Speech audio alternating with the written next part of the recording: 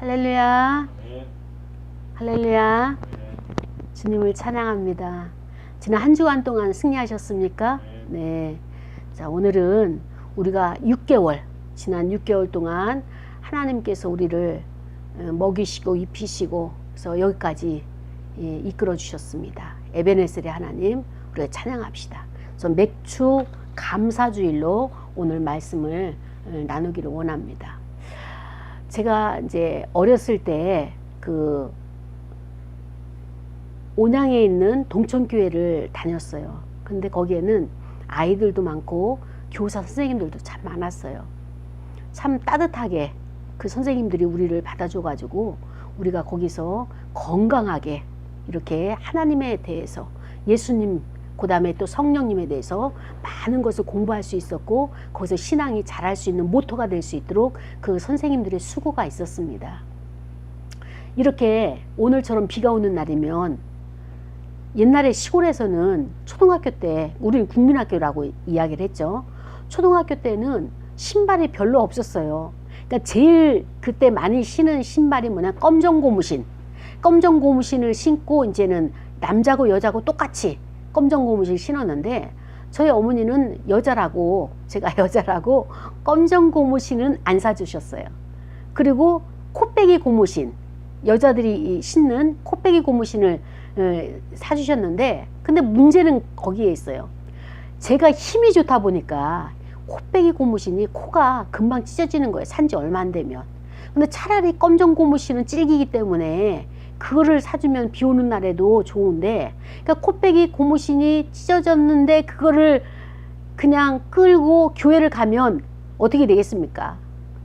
발이 완전히 진흙탕에 이제 잠겨가지고, 그래도 선생님들이 우리를 막 따뜻하게 어서 오라고 우리를 반기면서, 그 다음에 또 그 방석 있잖아요. 방석에다가 다 문질러 넣는 거예요. 그래도 야단치는 선생님 한 분도 없고, 너무나 우리를 사랑으로 뜨겁게 환영해주고 우리를 진짜 한 사람 한 사람을 보듬어 주신 그 선생님이, 교사 선생님들이 계셨습니다. 그분들이 있었기에 오늘날에 제가 있는 거예요. 그런데 제가 지금도 이렇게 목사가 돼서도 잊혀지지 않는 것이 있는데, 어떤 것이 안 잊혀지는가 하면은, 우리가 이제 예배 끝나고 신장로에서 이제 막 이게 고무줄 놀이도 하고 삔치기도 하고 사박 놀이도 하고 뭐 저기 합니다. 제기차기도 하고. 그런데 어느 집사님, 그때 우리 교사 선생님이었어요.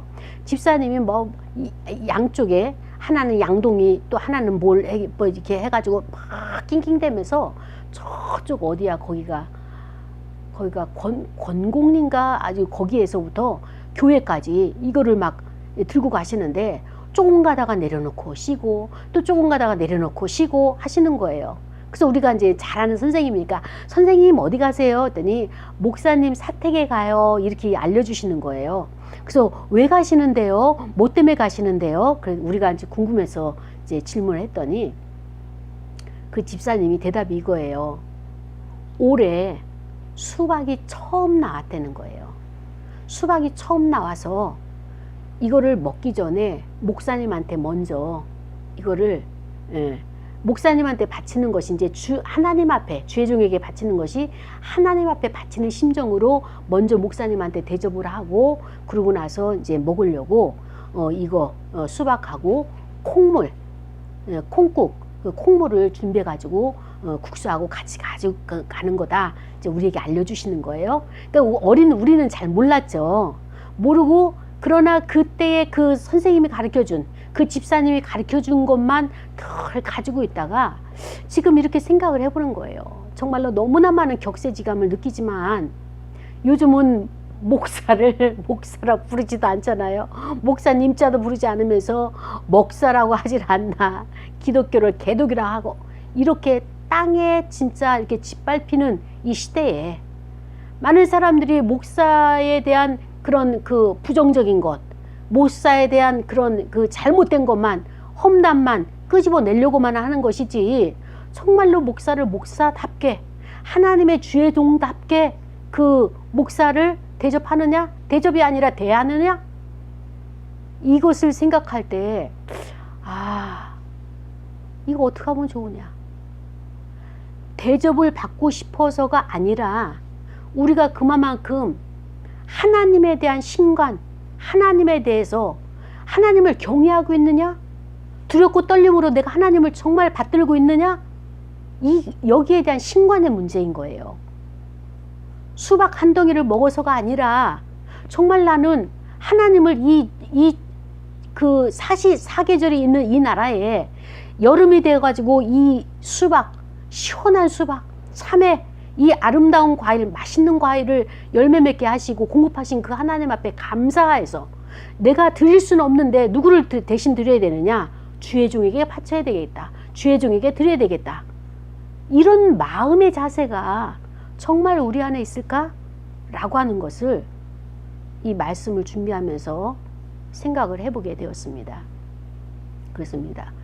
오늘 주일이 맥주절을 지키자.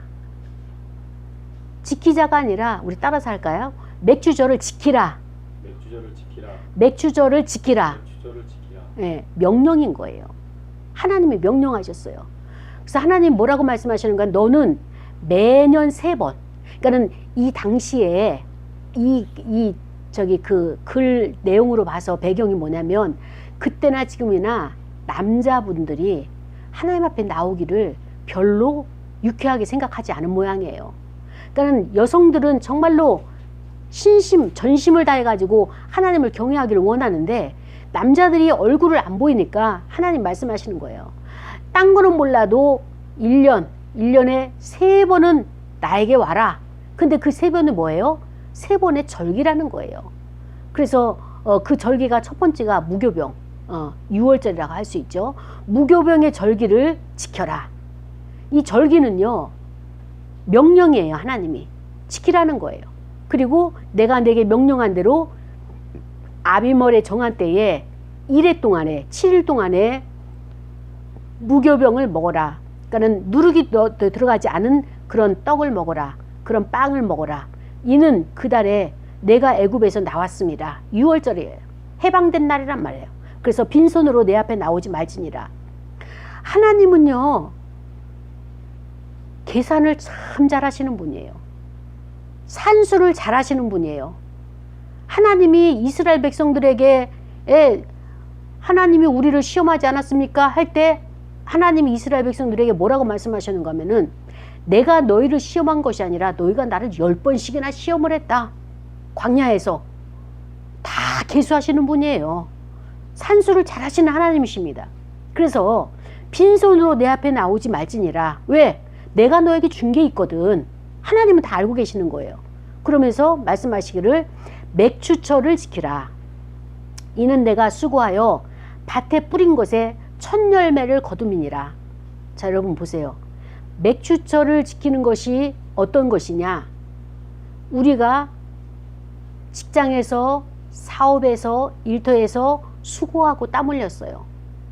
그 열심히 일을 해가지고 애를 써서 이 많은 일을 했는데 그 밭에 뿌린 곡식의 열매를 거두는 거예요. 열매를 거두는 거예요. 그런데 내가 열심히 씨를 뿌렸지만 그 씨가 전부 다 열매를 내나요? 안 내요. 벌레가 먹을 수도 있고 또 누가 먹어요? 땅이 그냥 삼켜버릴 수도 있고 아니면 이게 싹이 나지 못하는 그 오래된 씨앗이라서 싹을 틔우지 못해서 열매를 맺지 못하고 여러 가지로 어떤 씨앗은 30배, 60배, 100배 열매를 맺는데 어떤 것은 아예 그냥 싹도 틔우지도 못하고 그냥 묻혀 있는 거고 또 어떤 것은 새의 밥, 그 새는 성경에서 마귀를 가리키는데 마귀의 밥이 돼버린 것도 있고 또 어떤 것은 뭐예요? 썩어져서 열매를 맺지 못하는 이런 것도 있단 말이에요. 그런데 그 맥주철을 첫 열매를 거두는 것이 이 자체가 하나님의 은혜라는 겁니다. 햇빛도 주셨고 바람도 주셨고 비도 주셨고 그 다음에 또 빛을 비출 때 빛을 비춰주시고 또 비가 오게 할 때 비가 오게 하시고 이런 것을 적절하게 하나님께서 다 관리하셨어요. 관리하시고 우리는 어때요? 열매가 맺어지니까 거둬들인 것밖에 없어요. 출소하는 것밖에 없어요. 우리가 6개월을 돌아보았을 때 정말 임재교회만 하더라도 얼마나 큰 은혜를 받았습니까? 이렇게 좋은 곳으로 예배 처소를 우리에게 인도하셔서 이곳에서 예배 드릴 수 있게 하시고, 여기 있을 때마다 늘 바라보면서, 이렇게 비 오는 날 저 창밖을 바라보면서 이렇게 좋은 예배 처소를 주셔서 감사합니다.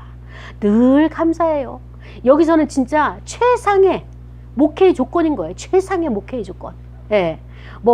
사택과 멀리 떨어져 있는 것도 아니고, 가까이 있어가지고, 이거는 뭐 너무나 많은 시간들을, 세이브할 수 있는, 그러니까 많은 주의 일에 충성할 수 있는 시간들이 더 많아진 거에 있어서, 정말 눈만 뜨면 하나님, 감사합니다. 정말로 감사합니다. 많은 사람들이 이곳에 와서 쉼을 얻게 하고, 또 나누고, 같이 그 애찬을 나누고, 가족의 마음을 나누고, 이러면서 아픔을 나누고, 위로할 수 있고, 이런 예배 초소를 준비하신 그 하나님 앞에 아무리 생각해도 자다가다 벌떡벌떡 일어나서 감사를 드리고 있습니다. 그래서 그 하나님께서 수장절을 지키라. 세 번째가, 이는 내가 수고하여 이룬 것을 연말의 밭에서부터 거두어 저장함이라. 이 수장절, 우리가 추수감사절을 이제 말할 수 있겠죠. 그래서 내 모든 남자는 매년 3번씩 여호와께 보일지니라, 이렇게 말씀하셨어요. 하나님의 명령은 우리가 지켜야 되는, 하라와 하지 말라, 그 규범 속에서, 율법 속에서 하라에 속하는 것이죠. 지키라. 그런데 이것을 신학에 와서 바리새인들이, 사두개인들이, 아니면 서기관들이 조항을 몇 개를 만들었냐? 613개를 만드는 거예요. 그래서 긍정적인 하나님의 그 말씀을 248개, 또 부정적인 것을 365개를 만들어서, 오늘 이거를 하지 말아야 되고, 내일은 저걸 하지 말아야 되고, 모레는 저걸 하지 말아야 되고, 부정적인 건 365개를 만들고, 긍정적인 것은 하나님의 축복에 대해서는 248개 이렇게 만들어서, 그 율법에 그 이스라엘 백성들을, 그 다음에 초대교회 성도들을 그 율법 안에 가져놨는데, 그것을 예수 그리스도께서 오셔서 그 율법을 깨뜨리셨잖아요. 그리고 복음으로, 은혜로 우리를 다시 한번 하나님 앞에 설 수 있도록 은혜를 주셨잖아요. 그런데 오늘 이 말씀이 하나님께서 우리에게 주신 것이 무엇이냐? 맥주철을 지키라 명령을 하신 거예요. 자, 여러분, 우리가 인간이 살아가는 데 있어서 하나님의 말씀을 지키는 것이 가장 기본인 거예요. 기초인 거예요. 우리가 생활하는, 우리 몸을 유지하기 위해서 가장 기초적인 것이 무엇입니까? 이 몸을 지탱하기 위해서는, 살아가려면 가장 기초적인 것, 그렇죠, 일용할 양식이에요. 기초는 없어서는 안 되는 거예요. 기초 식품군이 우리 안에 있어서, 영양소가 있어서 우리를 지탱해 나가는 것처럼, 하나님의 기초가 되는 것은 뭐냐면 명령을 지키는 거예요. 그래서 하나님께서 말씀하시기를 지키라 말씀하셨잖아요. 16절에. 그렇기 때문에 우리는 이 말씀을 지켜야 되는 거예요. 맥주절을 지키라, 지키는 거예요. 지키게 될 때 어떻게 됩니까? 하나님께서 거기에 대한 보상을 주시는 거예요. 그 보상은 어떤 것이냐? 바로 그 18절 이후에 나오는데, 하나님께서 우리에게 이것을 지키게 되면은 원수를 막아주시고, 또 대적에게서 우리에게 어려운 일을 당할 때도 우리에게 선한 것으로 형통하게 우리에게 갚아주시는 것이고, 그 다음에 또 이 3대 절기를, 또 오늘 3대 절기 중에서도 맥주절을 지키는 이 절기를 우리가 순종을 할 때에 하나님이 우리를 인도하신다, 이렇게 말씀하셨어요. 그리고 그 원수들을 우리 주변에서 끊어주신다. 자, 여러분, 우리가 돈을 많이 벌려고 애를 쓰고 하루에 24시간을 일을 한다 하더라도 우리는 부자가 될 수가 없어요. 그리고 또 성경에서 잠언에도 과도히 아껴도 부자가 되지 못한다고 그랬어요. 인색하더라도 부자가 되지 못한다고 그랬어요. 그러면 어떻게 돼야지만이 되어지느냐?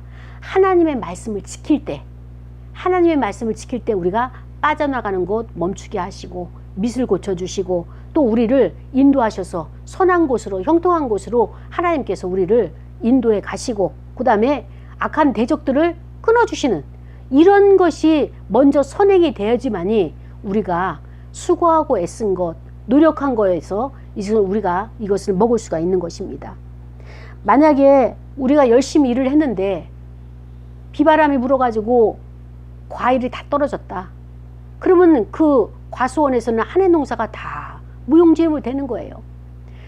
이렇게 태풍이 와가지고 오늘처럼 비바람에 의해 가지고 모를 심었는데 모가 다 싹쓸이 됐다. 그래도 여름에는 그래도 다시 일어설 수 있는 기회가 있어요. 가을에 이 알곡이 다 맺어졌는데 벼이삭이 다 맺어서 고개를 숙였는데 그때 태풍이 지나가면 농부들은 정말 가슴이 너무너무 아프고 힘들 겁니다. 우리 인생도 마찬가지예요. 그것은 어떻게 해야 되느냐? 하나님의 말씀을 지키는 자에게 이런 복을 주신다는 거예요. 하나님께서는 삼가라, 너희는 삼가라 한 것을 우리가 삼가는, 거기에 순종이 되겠죠. 그 다음에 또 뭐예요? 하나님의 목소리를 청종하는. 그래서 우리가 하나님을 노엽게 하지 말아야 돼요. 하나님의 마음에 하나님의 심기를 힘들게 하고 심기를 건드려 가지고 그 하나님에게서 우리가 복을 받을 줄 생각할 수 있겠습니까? 오늘 말씀을 지키라 하는 것은 여호와 하나님의 모든 말씀대로 순종하면 여호와 하나님께서 내 원수에게 원수가 되어 주시겠다는 이 약속을 주시는 겁니다. 내 주변에는 왜 이렇게 우겨쌈을 당하는 일들이 많은지 약속의 말씀이에요, 지금. 그래서 나를 대적하는 자에게 하나님께서 친히 대적자가 되주시겠다. 이 약속이에요. 이 약속은 하나님과 우리와의 지금 약속인 것입니다. 그래서 우리가 인생을 살아가면서 가장 중요한 것 중에 하나가 뭡니까? 악한 자를 만나지 않는 거예요. 이게 가장 중요한 거예요. 악한 자의 해를 받지 말아야 돼요. 진짜 우리 주변에 선한 이웃을 만나야 되는 이런 복이 있기를 축복합니다. 크고 작은 일에 있어서 악을 도모하는 자들이 있어요. 악한 자의 꾀에 빠지는 자들이 있어요. 미혹되는 자들이 있어요. 처음에는 작은 악을 도모했지만 나중에는 점점점 큰 것을 도모하고, 처음에는 그냥 잠깐 미혹됐지만 이제는 자기가 설계를 해가지고 사람들을 끌어들여가지고 미혹을 시키는 앞잡이 역할을 하는, 이런 점점점 그것이 커져가는 것을 볼 수가 있습니다. 그렇습니다. 악인들은 아주 사악해요. 우리 사회를 보십시오. 지금 질서가 다 깨졌어요. 아까 예를 들어서 교회에서도 평신도와 그 다음에 목회자와의 그런 질서가 깨진 것처럼 사회에서도 어른을 존경할 줄 몰라요. 그리고 또 이 분야에서 전문가들에 있어서 그 전문가들이 해놓은 그 공적에 있어서 그것을 인정해 주려고 하지 않습니다.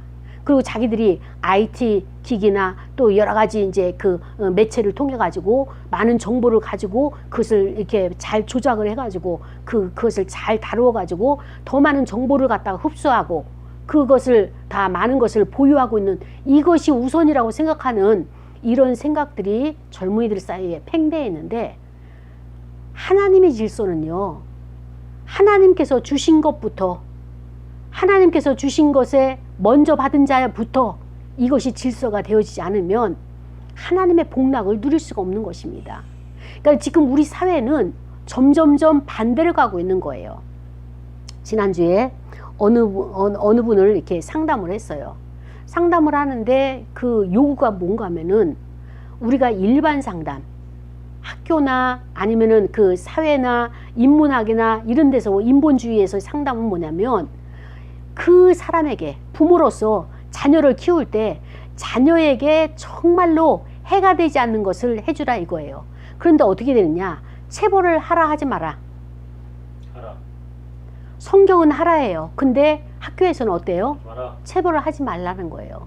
자, 여러분, 교사들이 손발을 다 묶어놓고 아이들을 케어를 하겠습니까? 안 됩니다. 못해요. 할 수가 없어요. 이 아이들이 조롱하고 야유하고 치마 걷어 올려 붙이고 이 머리에다가 던지고 어떻게 감당합니까? 그러니까 요즘은 빨리 명퇴하기를 원한대요. 교사 이거 해가지고 연금 그거 받는 거 원치도 않고 교사들이 빨리 퇴직하기를 원하고 은퇴하기를 원한다는 거예요. 우리 사회가 이렇게 됐습니다. 그런데 문제는 뭐냐면은 사회에서 받은 그 교육이 교회 안에서 똑같이 되어지느냐? 아니에요. 정반대예요. 사회에서는, 우리가 일반 학교에서는, 아니면 상담에서는, 심리학에서는 사람의 우선 존중이에요. 인권의 우선 존중이에요. 그러니까 아이의 마음을 상하지 않게 해서 끝까지 받아주려고 하는 거예요. 근데 아빠가, 엄마가 신이에요?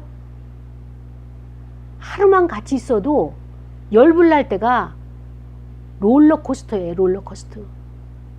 제가 예전에 보육교사 자격증을 따고 이제 교회 부설로 보육 어린이집을 이제 해볼까, 그럴 심산으로 6개월 동안에 그 교사를 한 적이 있었어요. 보육교사. 아이들과 아침서부터 저녁 6시까지 있는다는 것이 보통 노동이 아닌 거예요. 이 감정 노동자인데, 이 감정을 이 아이들이 얼마나 많이 그 역동을 일으키는지. 그래서 저는 그때 제가 그때 깨달은 게 뭐냐면은, 보육교사 시스템에는 한 가지 제안을 하고 싶었어요.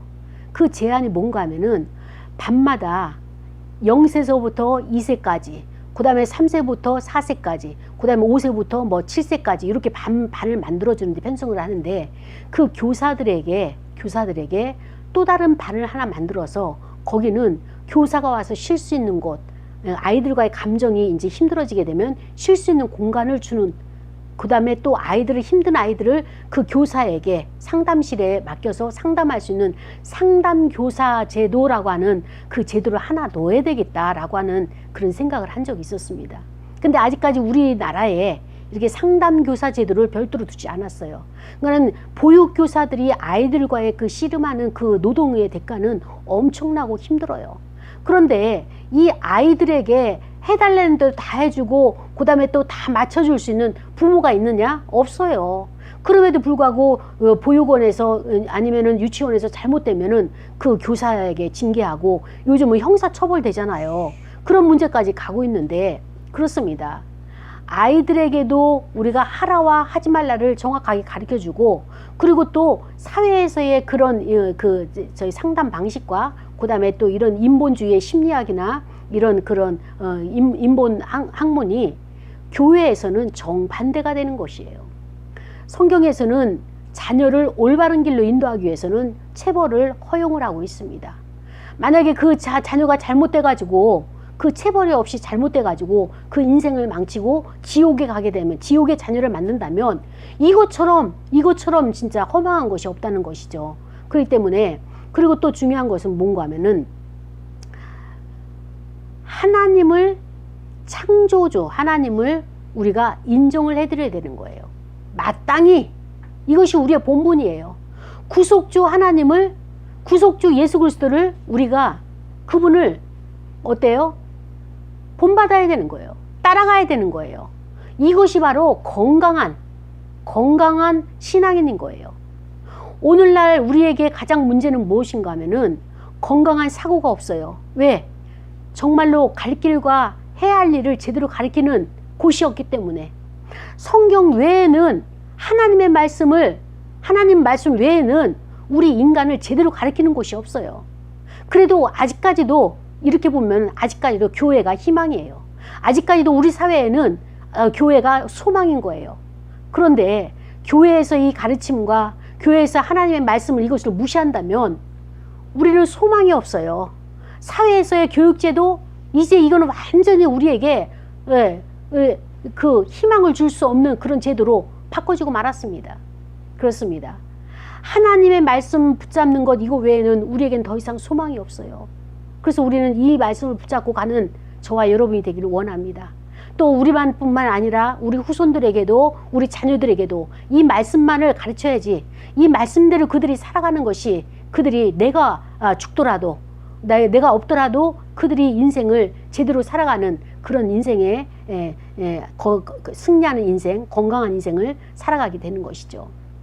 하나님은 우리에게 지키라 말씀을 하셨어요. 그것은 명령이었습니다. 왜 그래야 되느냐? 우리가 건강한 사람이 되고 건강한 신앙이 되기 원하여서 그것을 지키라 명령하셨죠. 또 다른 것은 건강하다는 것을 다른 표현을 한다면 세상의 지식과 세상의 학문을 따라가지 말고 세상의 것과 구별된 거룩한 삶을 살아야 되는 거예요. 사랑하는 여러분, 문화도 세상의 것을 우리는 거리를 두어야 돼요. 하나님의 말씀에 입각한, 성경에 입각한 문화를 우리가 창출해내야 돼요. 창조해내야 되는 것이에요. 없다 하면서 성경에서 기독교의 문화가 없고 기독교의 그런 것이 예술이 없기 때문에 세상의 예술, 세상의 문화 이걸 따라가고 추종하고 거기에 같이 합류하는 것, 이건 아니란 말이에요. 세상의 것을 구별해 가지고 이제 우리가 기독교의 문화를 창출해내야 돼요. 그래서 창출해낸 것을 말씀에 입각한 그 예술을, 그 다음에 문화를 우리 후손들에게 그걸 나눠줘야 되는 것입니다. 그것이 바로 저와 여러분이 해야 될 몫이라고 하는 것입니다. 그렇습니다. 우리는 하나님의 것을 구별해야 됩니다. 하나님의 것은 하나님의 것으로 구별해야 돼요. 세상의 것과 같이 협력하여 짜지도 말고 그 다음에 또 거기에 씨줄 날줄로 같이 이렇게 섞어 놓지도 말고 우리는 아버지의 것은 아버지의 것으로 준비해 놔야 되는 것입니다. 오늘 맥주절을 지키라 말씀하셨어요. 우리는 맥주절을 하나님의 것으로 지켜드려야 돼요. 하나님이 주신 이것이 나에게 주신 하나님의 은혜였었고 역사였었고 일하심이었었고 하나님께서 나를 위해서 이만큼 일을 하셨습니다 라고 하는 것을 인정해 드리기 위해서라도 나는 맥주절을 지켜야 되는 것입니다. 그렇습니다. 하나님으로부터 받을 때는 기뻤어요. 그러나 우리는 감사가 약하진 않습니까? 마땅히 하나님 앞에 감사드려야 될 그 감사가 내가 잊어먹거나 아니면 그냥 간과하거나 아니면 그래도 되겠지. 왜? 아버지시니까. 그래도 되겠지. 하나님이시니까. 인간의 그 코 묻은 푼돈 되는 이것 가지고 뭐 그렇게 신경 쓰시겠어? 라고 생각하면서 우리 아버지는 사랑이 많으시니까 나를 이해해 주실 거야. 우리 아버지는 자비로우시니까 이거 그 정도는 그냥 넘어가 주실 거야. 언젠가는 내가 자리가 잡게 되면 언젠가는 내가 언젠가는 하면서 그때를 자꾸 미루는 이것이 아니라 있을 때 작은 것부터라도 하나님의 말씀에 순종하여서 하나님께서 우리에게 약속하신 이 모든 것을 받아내는 저와 여러분이 되기를 원합니다. 그렇습니다. 하나님께서 우리를 돕지 않으시면은요, 이 땅에 70억 인구가 우리를 도와도 우리는 살아갈 수가 없습니다. 그러나 이 땅에 70억 인구가 나를 다 배척하고 나를 왕따를 시키고 그런다 할지라도 하나님께서 나를 보호하시고 나를 인도하시고 나를 이끌어 가신다면 그들이 두렵지가 않습니다. 이것이 저와 여러분의 신앙관이 되어야 되겠고 또 이것이 대한민국의 국가관이 되어야 되는 것이에요. 우리가 어느 나라를 힘이 센 나라, 강대한 나라, 그 다음에 또 우리의 우방 도와주는 거 감사하죠. 근데 이제는 우리가 해방 이후 70년 됐으면 이제 더 이상 그거에 목을 길게 빼고 그걸 바라볼 것이 아니라 자주 독립해야 돼요. 이 자주 독립이라고 하는 것은 우리가 공산주의로부터 자주 독립도 자주 독립이지만 우리나라 스스로가 쓸 수 있는 우방으로부터 더 이상 손 벌리지 아니하고 강대국으로부터 우리가 더 이상 기대지 아니하고 자주 독립할 수 있는 이것을 만들어야 되는 것입니다. 그러기 위해서는 어떻게 해야 되느냐? 바른 국가관을 서기 위해서는 바른 사상이 있어야 되겠고 바른 나라, 건강한 나라가 세워지기 위해서는 건강한 그 교훈이 있어야 되겠는데 우리가 공부하는 학교에서 교육기관에서 가르치는 이 모든 것들이 더 이상 우리가 기대할 수 없는 수준이 됐기 때문에 이제 마지막 우리에게는 소망이 하나님의 말씀이에요. 우리 하나님 말씀으로 돌아갑시다. 더 이상 우리는 세상에 기대하지 말고 또 우방국가라고 해서 또 강대국이라고 해서 그것을 우리가 기대하지 말고 하나님의 말씀에 지켜라 그럼 지키는 것이고 하지 말라 그럼 안 하는 거예요. 근데 오늘 우리에게 하나님께서 가장 간단하게 뭐라고 말씀하셨어요? 새 절기는 지켜라. 그 새 절기 그것이 무엇입니까? 6월절이고 그 다음에 77절이고 초막절이고 그 다음에 또 신명기에서는 그렇게 나왔지만은 여기 그 출애굽기에서는 뭐라고 나왔어요? 무교절이고 그 다음에 또 맥주절이고 수장절이다 이렇게 표현을 하고 있습니다. 사랑하는 여러분, 하나님의 말씀을 우리가 우선적으로 모셔드려야 되겠고 우선적으로 이것을 지켜야 되는 것입니다. 이것 외에 달리 방법이 없어요. 다른 방향이 없어요. 내가 주변에 힘들고 어렵고 고통스러운 일들이 계속 생긴다 하면은 나 자신을 한번 이렇게 돌아봅시다. 내가 하나님 앞에 제대로 가고 있는가? 아니면은 내가 잘못된 길로 가고 있지는 않은가? 아니면은 내가 하나님을 믿는다 하면서도 내가 내 방식대로, 하나님의 방식이 아니라 내 방식대로 하나님을 내가 믿고 있는 건 아닌가? 우리가 돌아보는 시간을 갖기를 원합니다. 제가 이제 말씀을 준비하면서 참 이렇게 가슴을 쳤어요. 왜 가슴을 쳤는가 하면은 사실 제가 이게 치유 사역을 하잖아요. 그렇죠? 치유 사역을 하는데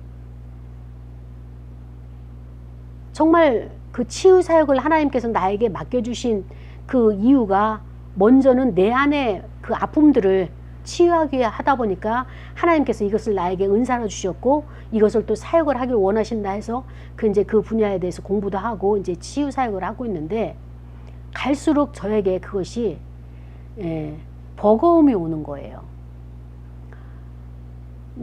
헨리 나우엔이 상처받은 치유자라고 하는 책을 썼어요. 그러니까는 치유자가 되려면 먼저 상처를 받아봐야 된다. 그래서 자기의 상처를 치유를 해야지만이 남을 치유해 줄 수 있다라고 해서 그 책을 썼는데 저도 그것은 공감을 해요. 그러니까 상처가 없는 사람이 치유 사역을 하기는 참 힘들죠. 상대의 마음을 이제 이해를 해야 되고 공감도 그다음에 지지와 격려를 해야 되니까. 그런데 일반 상담에서 지지와 격려 그다음에 공감을 해주는 것이 일반 상담이라면 기독교 안에서의 상담은 또 다른 거예요. 그 또 다른 상담에 있어서 그 분야에 있어서 내담자들이 와가지고 저에게 목사님 공감 좀 해주세요. 지지 좀 해주세요. 쉽게 말하면 위로 좀 해주세요. 나 잘했다고 좀 칭찬 좀 해주세요. 라고 하는 것을 요구하는 거예요. 근데 제 입장에서는 오랜 세월 같이 알았고 그 기간을 지났기 때문에 저는 그를 직면시키고 그 다음에 그의 문제를 분석하는 그거를 제시한단 말이죠. 그런데 오는 사람들은 올 때마다 지지와 격려와 칭찬과 그 다음에 또 위로를 해달라 이제 요거를 요구하는 거예요. 근데 제 지론은 항상 그래요. 자기 문제에 직면을 해야지 자기가 그 문제를 보고 문제 해결할 수 있는 눈이 열리게 되고 그래서 문제 해결을 할 능력이 되면 그 다음에 다른 사람의 문제도 보고 내 문제도 보게 된다라고 하는 것이 제 지론인 거죠. 그래서 제가 그 제안을 했어요.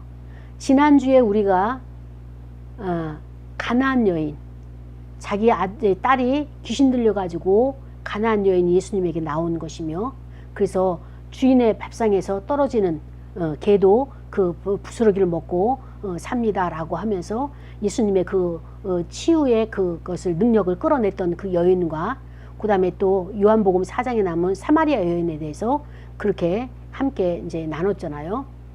그 사례를 본다면 가나안 여인이 예수님에게 와서 예수님 나 칭찬 좀 해주세요. 예수님 나 위로 좀 해주세요. 나 공감 좀 해주세요. 이렇게 요청했나요?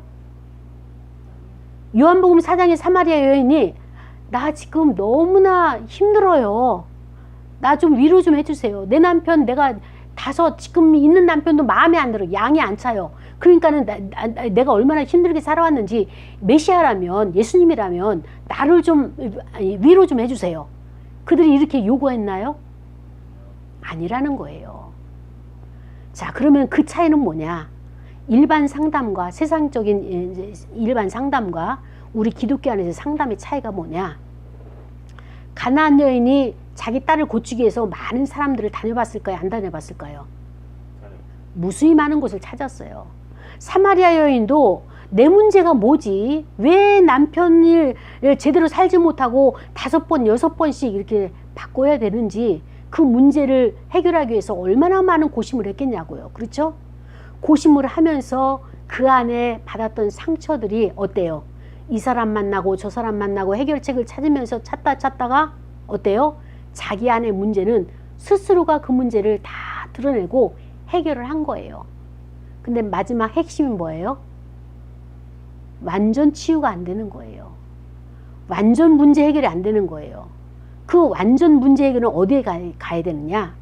예수님에게 가야 되는 거예요. 예수님에게 뭐 어떤 문제로 가느냐? 죄의 문제라는 거예요. 죄의 문제. 그래서 제가 말씀드리고자 하는 요약은 뭔가 하면은 우리가 주님 앞에 나와서 기독교의 상담이라고 하는 것은 주님 앞에 나올 때는 뭐예요? 자기 자신의 이 모든 것들을 다 탐색을 하고 성찰을 하고 그 문제를 자기 고심을 해야 돼요. 그냥 와서 주님 앞에 다 해결해 주십시오가 아니라 내 문제가 무엇입니다. 우리 딸 문제로 왔습니다. 나는 결혼 생활의 문제를 가지고 왔습니다. 라고 하는 나는 38년 된 병자입니다. 라고 하는 자기 문제가 무엇인지를 자기 자신이 고심하고 그 문제를 가지고 나오라는 거예요. 자기도 노력도 하지 않냐고 수고도 하지 않냐고 그냥 와서 주님 보고 하나님 나 왔으니까 다 해결해 주시오. 이것은 아니라는 것이죠. 그와 마찬가지로 같은 맥락으로 하나님께서 오늘 뭐라고 말씀하셨어요? 너 맥주절을 지키라. 이렇게 명령하셨어요. 그 얘기는 뭐냐면은 하나님이 우리에게 공급해 주시는 것은 있지만 또 우리가 하나님 앞에 올려드릴 거 있어요, 없어요? 요것을 우리가 실행을 하라. 순종을 하라. 이것이 오늘 저와 여러분에게 주시는 하나님의 말씀인 것입니다. 한마디로 해도 되는데 둘러둘러 여러 가지로 했지만은 결국에는 하나님이 하실 것과 내가 해야 될 것이 구분되어 있는 거예요.